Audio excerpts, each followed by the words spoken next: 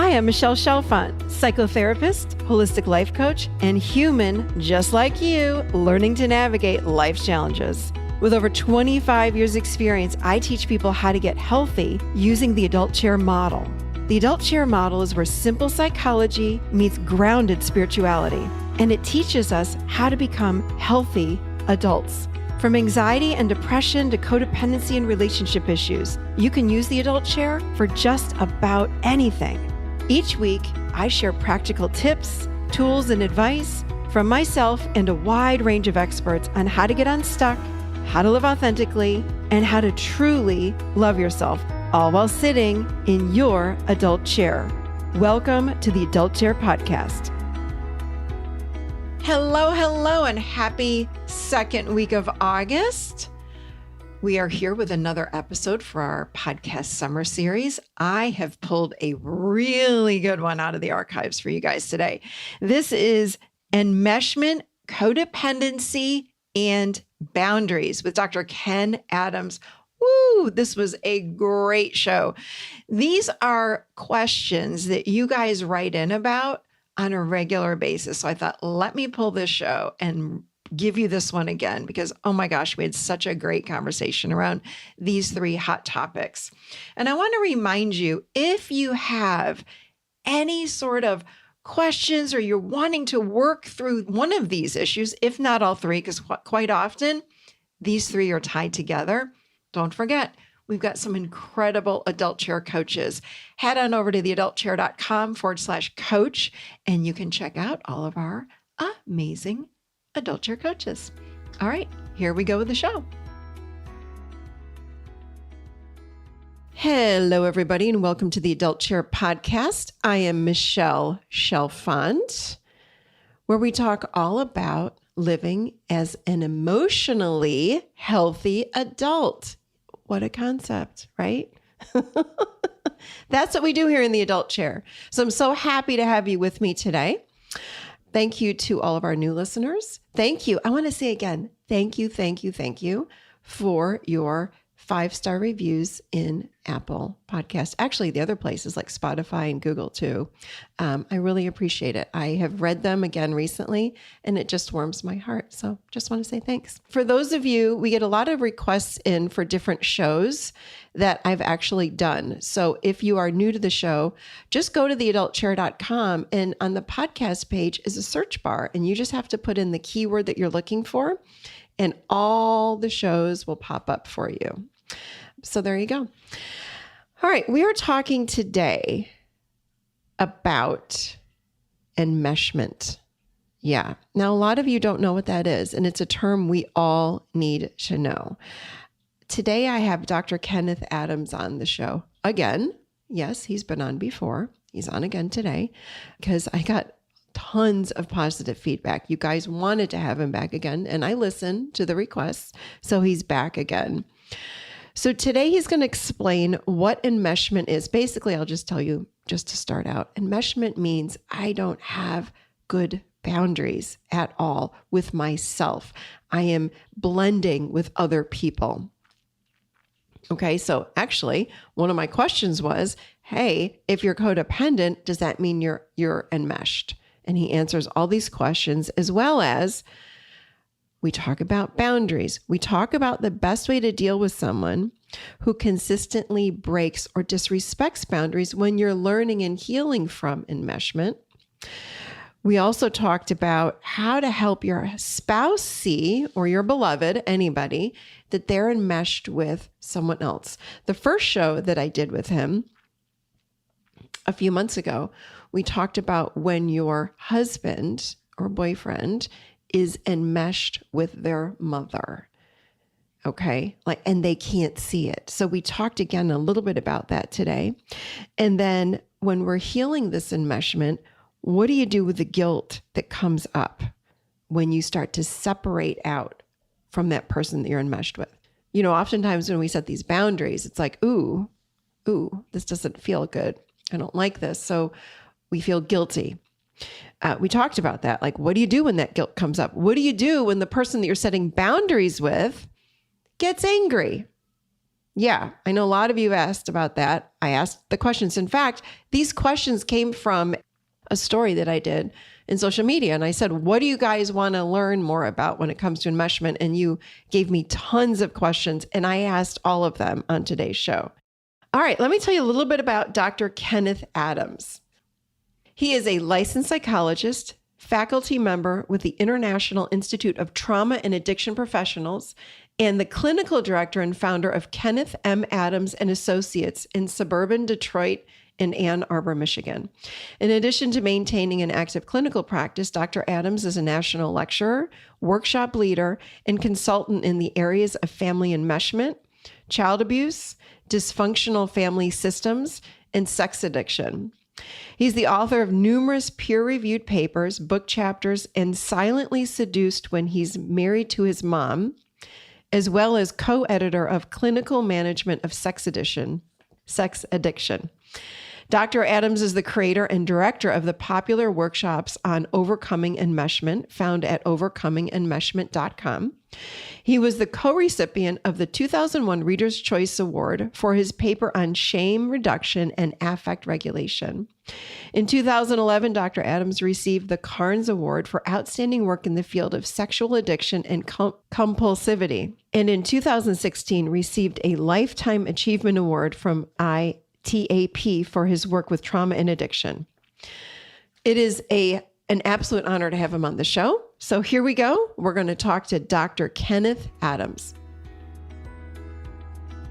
So welcome to the podcast, Dr. Kenneth Adams. We're so happy to have you on the adult chair today. Nice to be here, Michelle. Glad to be here. Excited. Yeah, I'm so excited after what you and I were just chatting about before we started, before I hit record, because I absolutely wanted to talk to you about enmeshment, but now we're going to even add men enmeshed with mothers. So we have a lot to cover today. So I'm going to jump right in with you because you are the expert with all of this. And what I was saying to you earlier is it fascinates me the number of people that don't even know what the term enmeshment means. So I thought that would be a fantastic place just to start.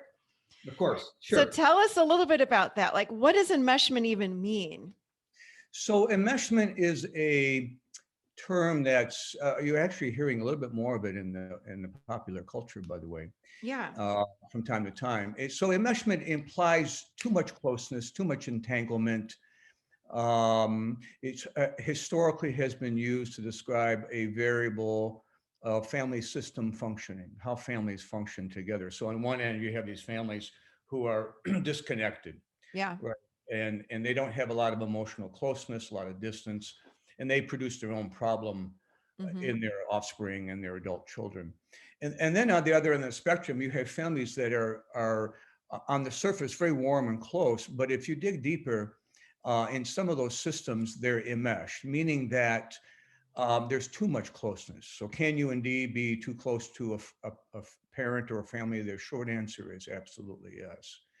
Especially in these enmeshment implies excessive dependency, closeness at the cost of my independence, and that the love contract is defined by obligatory guilt and loyalty, not about freedom to love you.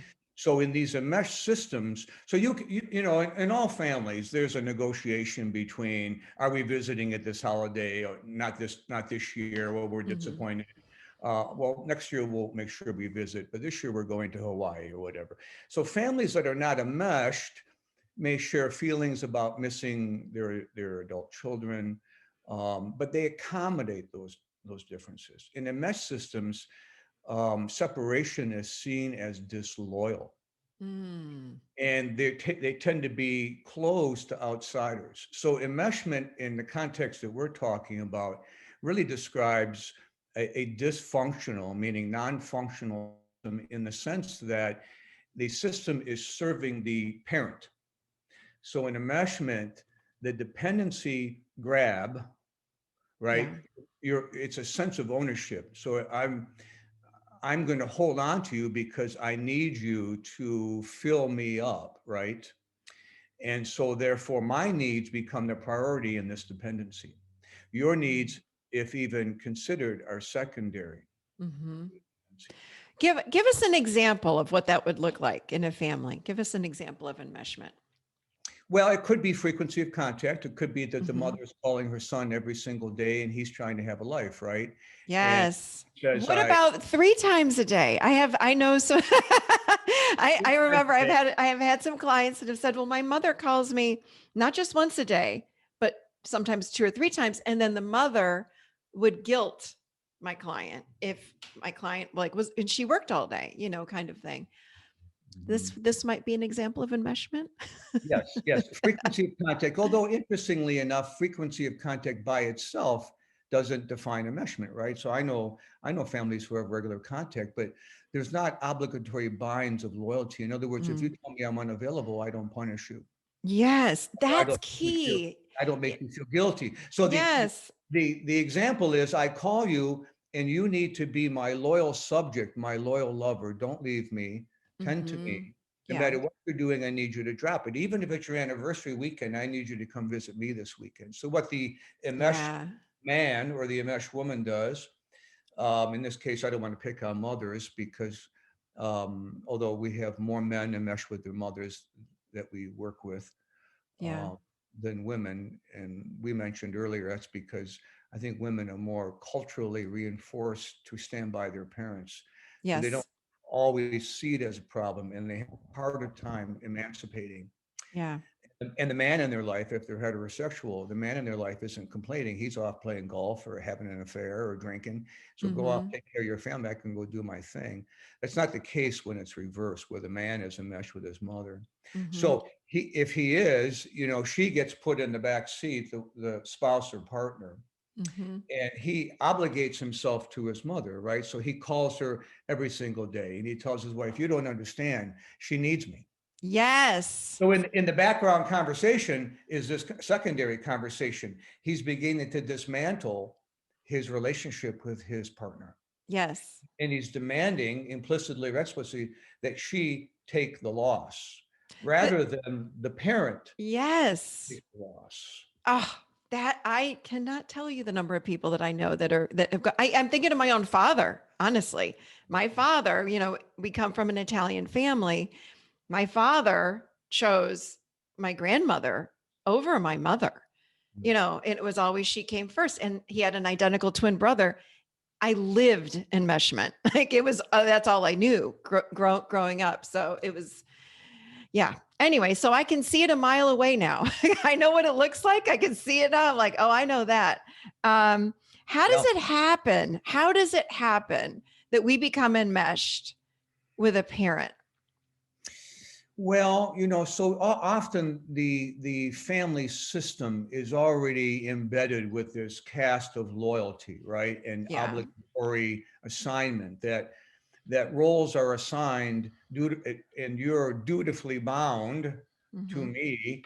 And oftentimes in the parental relationship, one of the parent is left lonely. So usually it's a fairly non-functional or not very satisfying romantic relationship between the parents. So then one of the parents will turn to the child, Oh, usually the yeah. sensitive, empathic child, Yeah.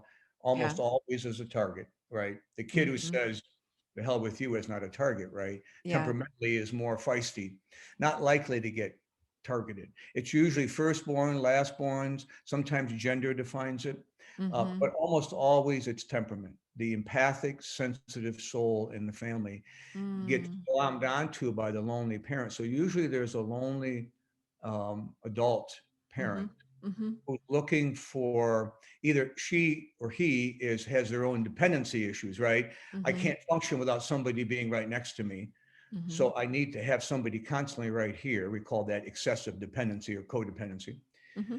Or I'm very narcissistic, right? What I think and what I need is the only thing that matters, and you're only of value to me when you're in my drama, right? So usually dependency and narcissism are the two personality trait issues we see in these parents. So usually there's an emptiness in the marriage or a dysfunction, Mm-hmm. or there's a system reinforced that obligation is how we define our love. So one or both of those Mm. are operable, and and then they turn to the child. And what happens is that the younger the child is when the parent, we'll call it gloms on, Yeah. exploits the sweet soul of that empathic kid. Mm-hmm. Don't cry, mommy. I'm here for you. Right. Mm-hmm. And boy, when I hear those stories, on one hand, we have lots of kids who are not empathic enough, right? And that's another problem in our culture. Mm-hmm. But these kids are too empathic, and it's the parents' job to say, "Honey, you don't worry about me." But in these enmeshed systems, they say, "No, no, I want you to worry about me." Yeah. So they exploit this. So that's how that happens. And the earlier it happens, the earlier in the developmental process as a kid, you begin to normalize it. It begins to feel normal to be close to mommy and to Mm-hmm. take on her problems. And if she cries, I cry.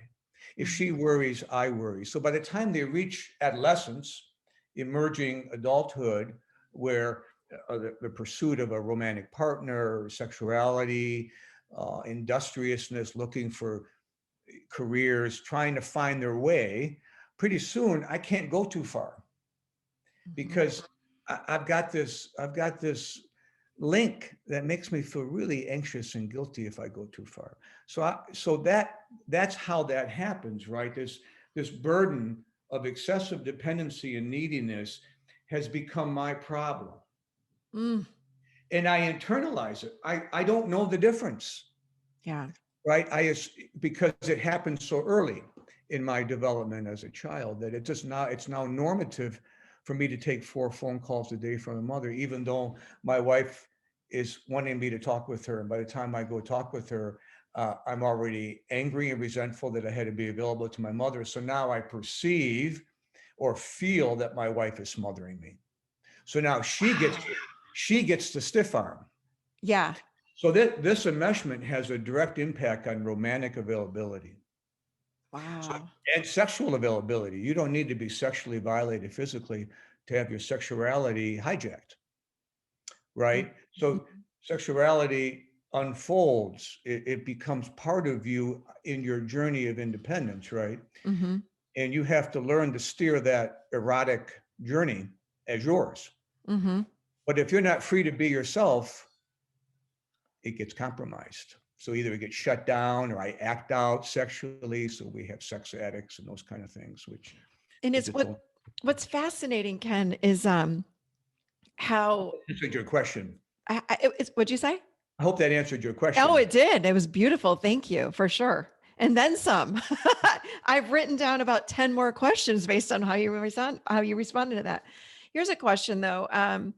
What's fascinating to me would be how unaware these people are that are enmeshed with their mothers. Like they don't get it. And then they're projecting the anger or blame on Mhm. their spouse instead of the suffocation, honestly, that they're not feeling from their parent.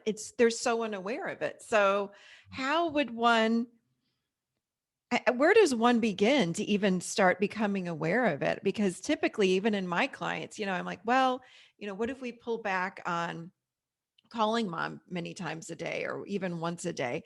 Oh no, she'd be so upset with me. And mom's my best friend. When I hear mom's my best friend, it sends up such no, like no, no, no, no, red flag city. I'm like, no, no, no, no, no, no, no, no, no, no. So tell us a little bit about that. How Well, like so boundaries are foreign, and the thing that I hear, my mom will never change, my dad will never change. They're older, they're not going to change. No, no, no, no, no. Your marriage is being destroyed here. mhm. Yeah, so you bring up a good point. So implicit in your question is the hope from your client or clients that we know is that Mhm. somehow my parent will eventually cut me loose. Yeah. They'll understand that I need my separateness. And the truth of the matter is, we talked about this when we were chatting up front, is that emancipation is not a negotiation. Yeah. It's that simple. Yeah. Your parent is not your God. You do not need their blessing. You'd like their blessing. It'd be better if you had their blessing, but it's unnecessary.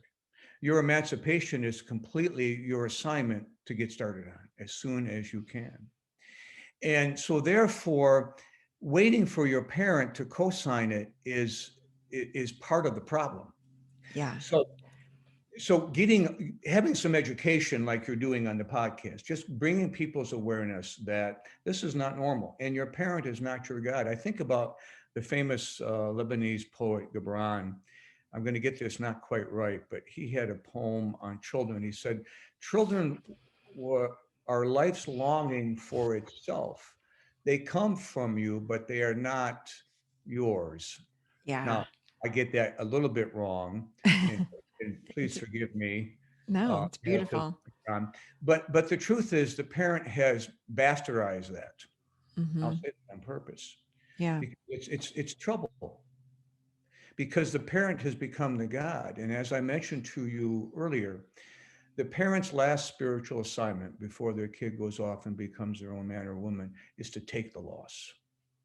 It's the parent's job to take the loss. It is not the adult child's job to accommodate the parent's grief and cushion it. Mm. So being aware that they're not their God, that there's a greater spiritual assignment for the parent that they're failing in, that they have a responsibility to, begins the process of being able to say, oh, I didn't realize that I can separate and still love my parent. Because that's always the worry, right? Mm-hmm. If I separate, if I emancipate,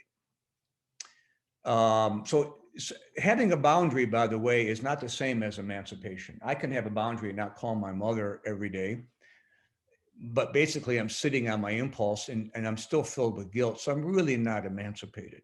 So So true. That guilt. boundary, Yeah. Yeah. boundaries by itself are necessary in the healing process, but by themselves, they don't guarantee separation. In other words, my real estate is still the internal real estate or territory that I call my own is not my own. My Mm. mother is still there. My father is still there.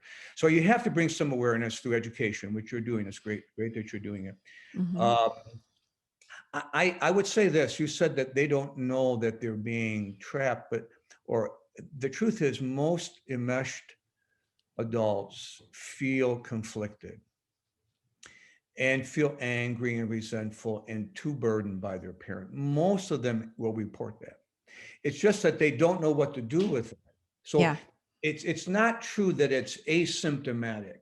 It Mm-hmm. is symptomatic. I do have some frustration and resentment. My mother smothers me.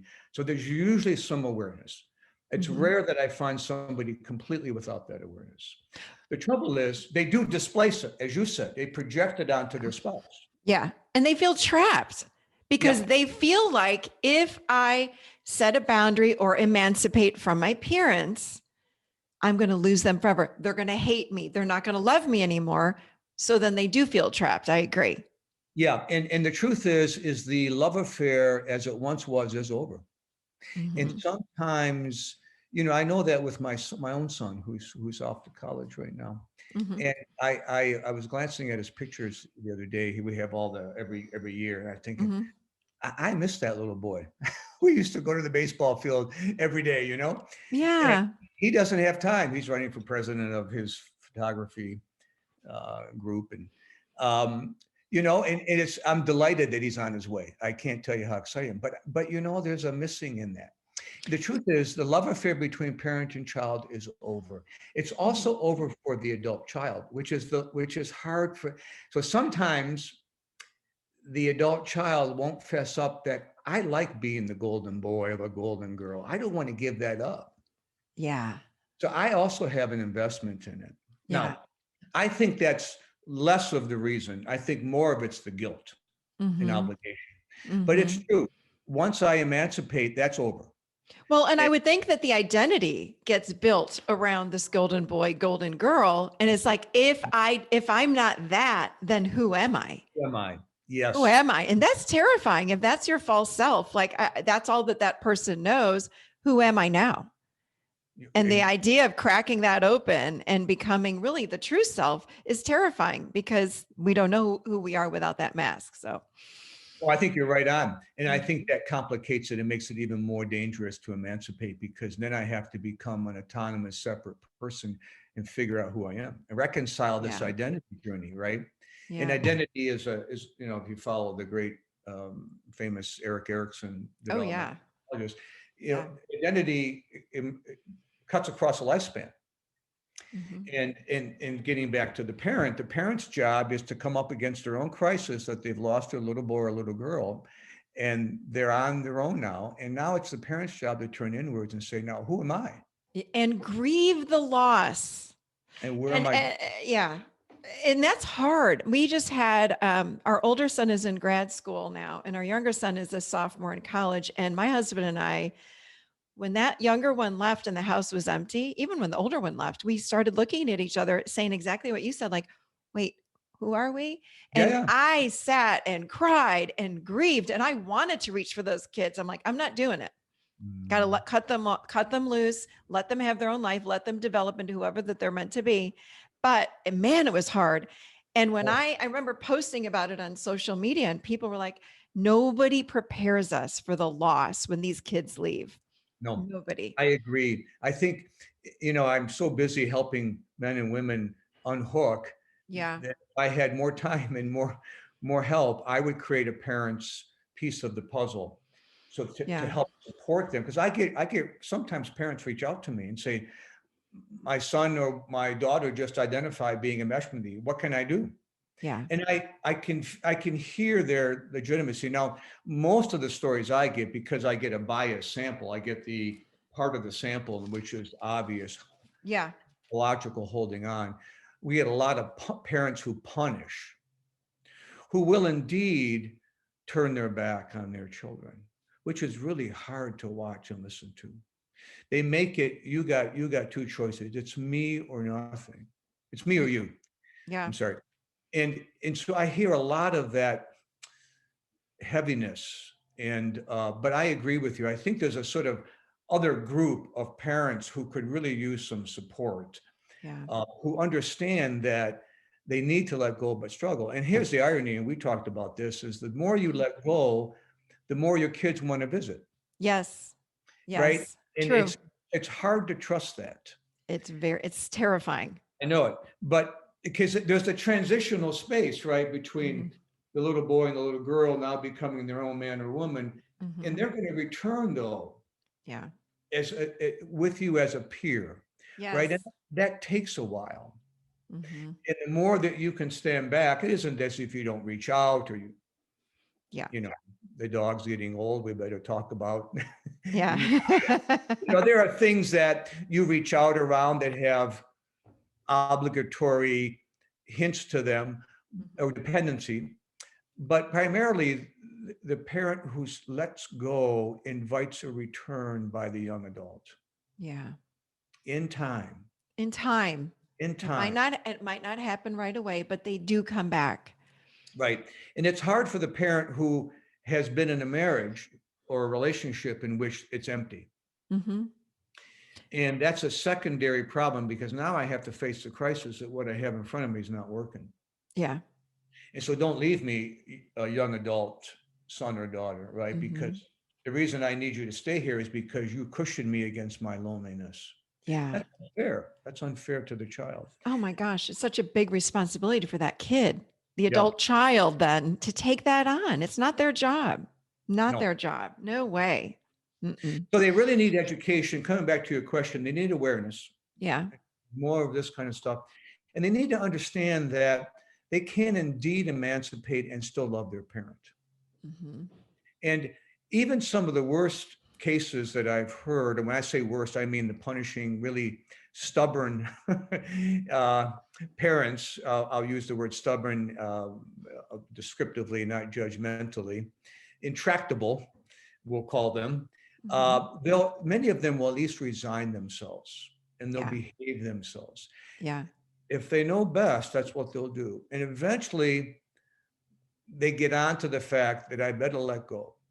There's a small percentage of parents who remain um, punitive.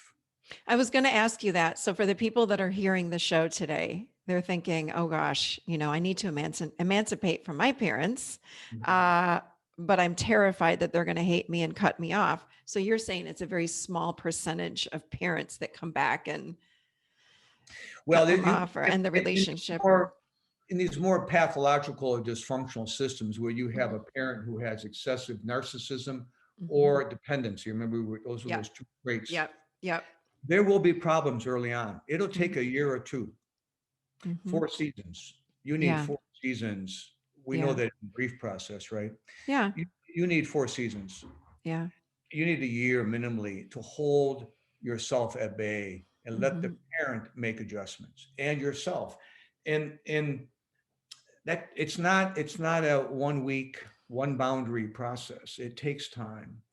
And it means moving from divorcing, and we use this word on purpose, which is Mhm. going to really raise the anxiety of your listeners.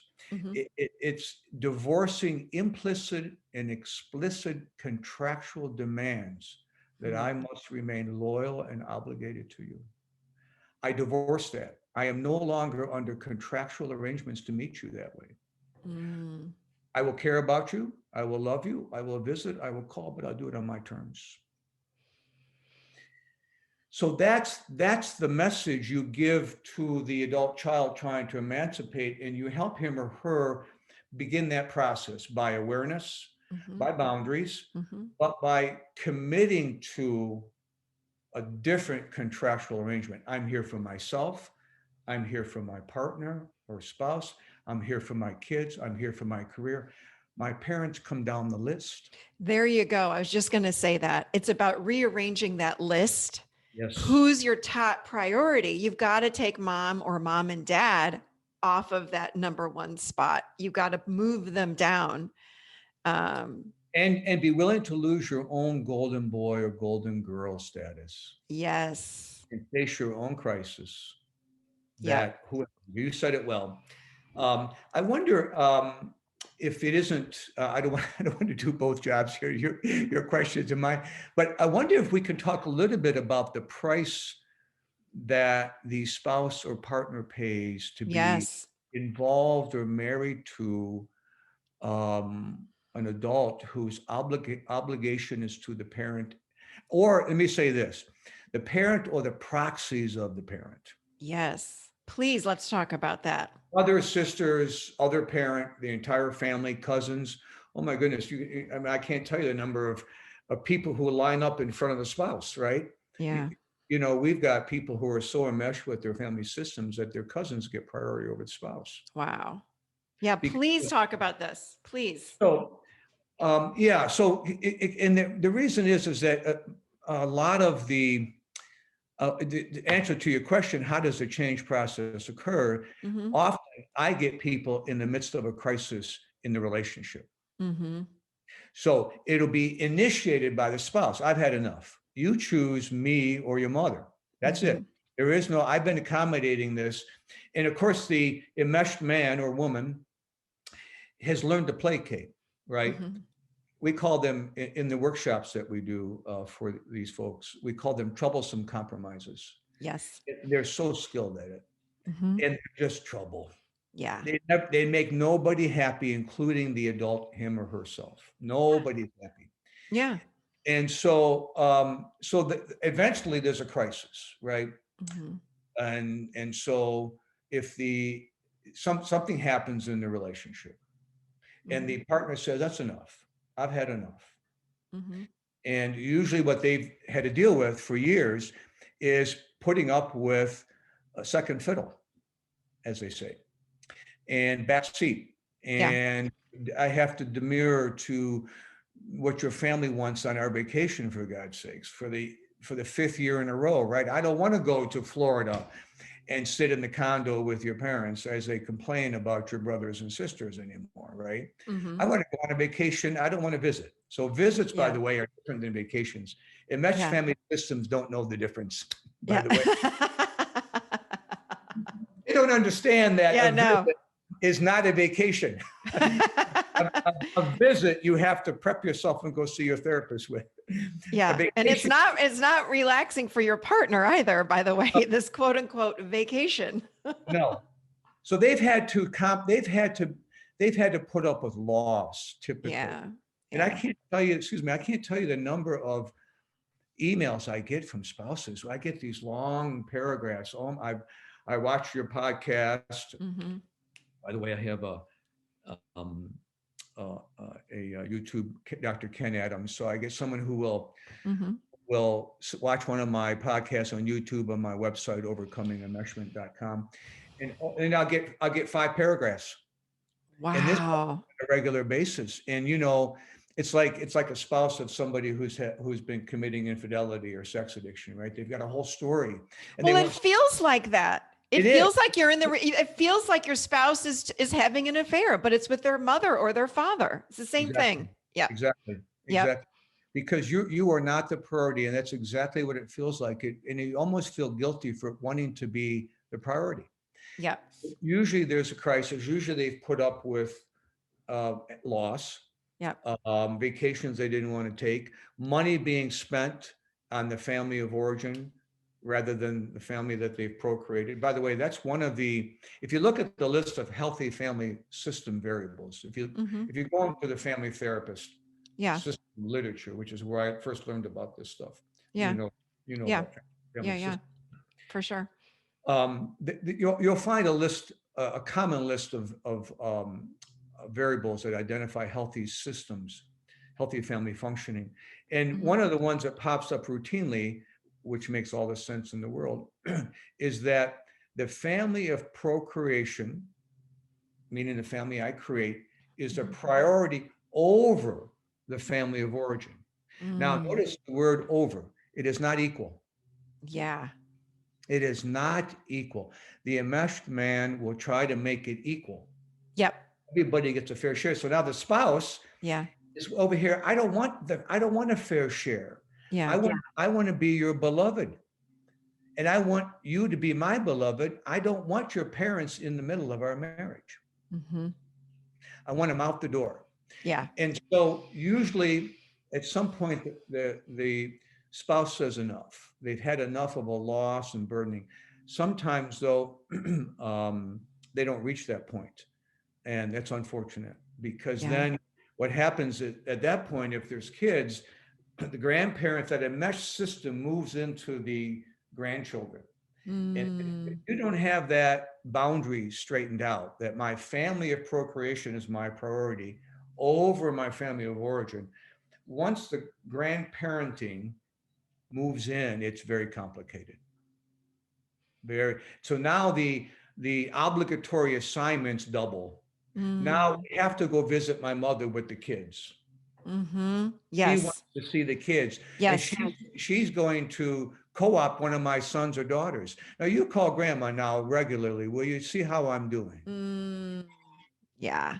So that now the spouse is in another position of having to decide: do I stand up for my son or daughter and say, no, no, not his job to call you. You call him. Yeah. Oh You're the, gosh. you're, Yes. you're the Mm-hmm. grandparent. You Yeah. give to him. He doesn't give to you. Yeah. One of the beauties of being a grandparent is you get to dote on your grandkids. Yeah. They're not supposed to dote on you. Yeah. And Oh my gosh. so once again, the spouse is in a predicament. Yeah. Do I say enough's enough? And at some point, in order for a spouse to regain herself, she has to get there. She has to Mhm. say enough's enough. Yeah. Wow. So, how does someone, though, that is enmeshed, again, that lacks some awareness, and I hear what you're saying, it takes some awareness, but Mhm. so what are the first steps outside of boundaries? Like, because I've got to, my feeling is, and just from all the clients I've had that have been in this, um, there's so much guilt. Mhm. Like, how do they do it? Can they do it on their own? Do they need to go to therapy or coaching? Like, how do they do this? Or your program? I know you have a lovely program. We'll talk about at the end, but that's a hard one because the amount of guilt. This is what I hear all the time. There, and I have so much guilt. I can't not call my mom every day or 3 times a day. I can't do Right, that. It would hurt her feelings. right. Yeah. I don't want to hurt my parents. It would hurt them. It's like, what? No, wait a minute. What about you? Yeah, yeah, and of course they can't hear that. They You know, can't hear no, it. they can't No. hear that. But so I mean, you've almost answered your question here, and that is that they need a therapist or a coach or somebody in their corner. They need assistance to declare that they are of value, right? Yeah. Yeah. And then what about when they fill up with shame, or they fill up like, oh my gosh, I'm such a bad person. How did I let it get like that? I feel like I hear that a lot too. Um, I think you're right. It is about getting a therapist and really or a coach and just getting some help, someone that can And validate you what's it's going on. important that the therapist or the coach understand, though, that can we pause? I hear my dog barking. I want to go shut him up. So we'll come back to the I coaching. can barely hear your dog, by the way. Is that right? Okay. Hardly at all. It's fine. Okay. Keep going. So the trouble is that if the therapist thinks that they have to help the person get out of their guilt by giving some to the parent, Hmm. they're going to miss the mark. Yeah. I can't tell you how many therapists have this confused.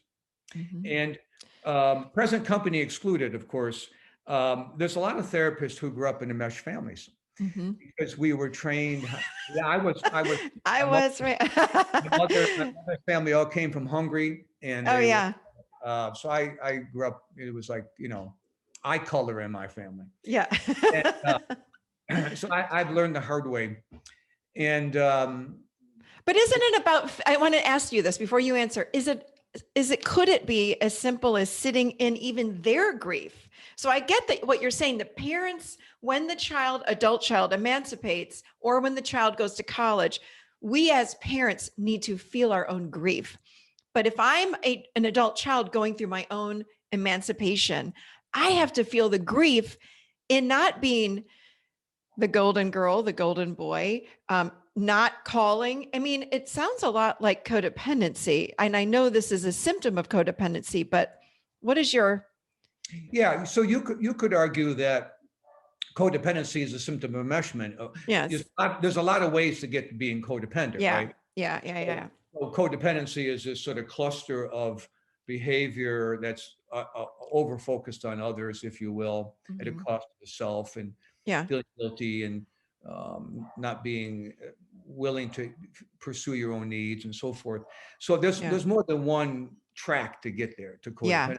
Yeah. Enmeshment is one way to get there. So you could argue that that symptom, that codependency symptom, in this case, can be a sign of enmeshment, but it might be could be a sign of abandonment and abuse. Yeah. It could be. I get it. But But is the healing to really get in there and feel what's going on? yeah, Because I think yeah, that so we that, yeah, avoid feeling these emotions and we go into fix it mode, whether it's enmeshment or codependency. yes, it requires though adjusting the belief system.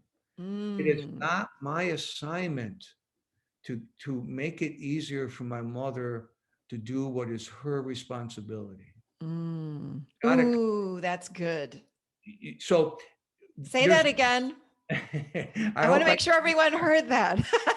That was really good. you really have to challenge the belief system in the adult child. Yeah. It is not my responsibility to do what is my mother's assignment to begin with, which is to take the loss. Ooh, So without that, it's fighting uphill.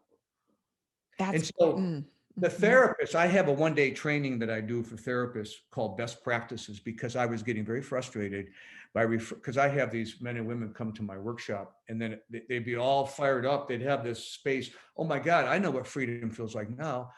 I'll call my mhm, mom when I want to, not when I have to. But mhm. then by the middle of the week after the workshop, they've collapsed because the therapist says, don't you think you ought to negotiate with your mother? Oh Or God. let's have her come into therapy.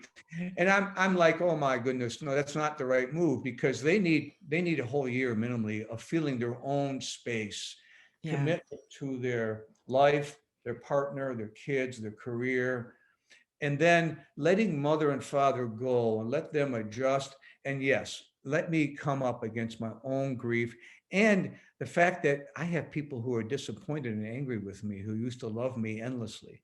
That's not easy. Yeah. And you're right, that has to be reconciled. But without the shift in the belief Yeah. that it is not my assignment to pick up what was my mother's assignment to begin with. Mm. And so the therapist or the coach has to be on top of that. So now I have a referral list on my website, overcomingenmeshment.com. And so there's no endorsement of these therapists. There's just a list of people who've been this one day workshop. Yeah. Because at least I know I've given them the do's and the don'ts. I call it Yeah. best practices. So one of the questions is, should we do family therapy? And the short answer I say is no. Now, having been trained in family therapy, it kind of goes against the grain. Mm-hmm. But the truth is no. Emancipation is not a negotiation. It is a declaration. So you do not advise group therapy. Well, no group. Excuse me, family therapy. Excuse me, I meant to say family therapy. No, I don't. Not in the early stages, because think about it. If you've got this young man, or actually by the time people enter therapy, they're in their 30s or 40s and not young anymore, except that they're stuck in adolescence or early adulthood emotionally. Yeah. And so they're barely getting their sea legs under them around, okay, I can see now. I didn't call her for a week. I showed up at Christmas or Hanukkah and we gave each other a hug, and okay, I'm learning that I can do this, right? But if I invite them into family therapy, all of a sudden I'm barraged with my brother and sisters and fathers, complaints, and I'm reassigned the role. I don't have enough moxie in me yet to say, no, not doing it. And by the time I get there, family therapy is unnecessary. So it's something you do independent of the person that you are enmeshed with. Absolutely. Yeah. So even doing even having, son, mother show up, let's say in quote unquote couples or in a therapy session just with son, mother would be not advised. Well, but that almost feels incestuous. So when I ask the guys about this, they feel icky. It feels like my wife in the therapy session. It feels like a couple negotiating with my wife. But I think about the guys that are, I'm thinking about the men that I have in my practice that are so uncomfortable setting that boundary with their mom. Yeah. And yet they must. They don't know how to do it. And they must. If they want their marriage to survive, and if they want, it can't even be good for their own health to be living like this.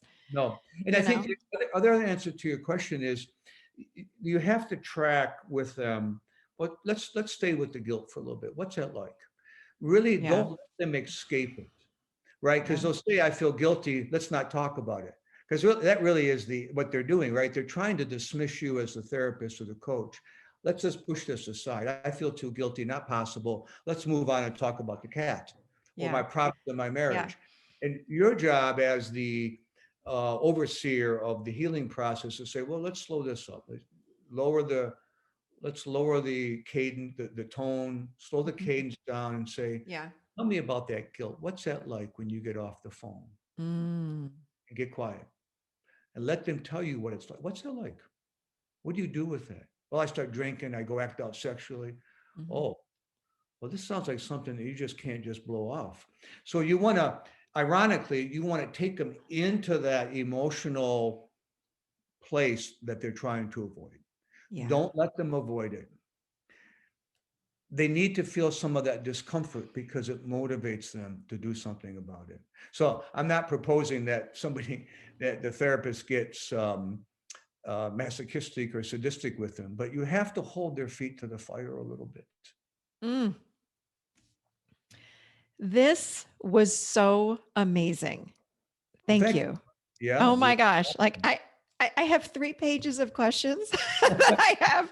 As you were talking, I was writing so fast. So we can visit again. We might have to have another visit, Ken. I'm not going to lie, because I have so many questions going through my head, but I just want to say thank you.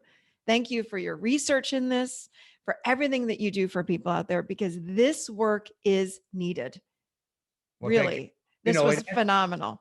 Phenomenal. What I didn't mention, I didn't want to see too self-promoting, but there's just not that much literature out there. I've got 2 books, so they could crack the books. Silently Seduced When Parents Make Their Children Partners. When He's Married to Mom, How to Help Men Overcome Enmeshment and Open Their Hearts to True Love. Both of those books I've done. I've got videos and so forth on my website, overcomingenmeshment.com. My YouTube, Dr. Ken Adams. I have these workshops, which I can barely keep up with anymore, where these workshops, they're 4-day workshops that are now Zoom based because of the pandemic, but they've also worked out pretty well to my delight. And they're really designed to create that space that says, oh, it's true. I don't have to negotiate this. I do get to be free. I can love my parent on my terms. It is their job to deal with it. It's their job to support me.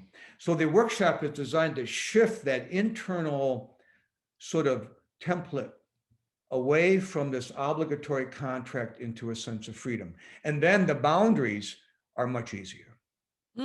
So this workshop is not for therapists. It's for people that are needing to emancipate from their parents. Correct. Gotcha. Correct. But I also have a separate workshop for therapists, which will be listed on the website. I have another one coming up in September. Okay. It's a 1-day workshop, best practices for the therapist. That's different.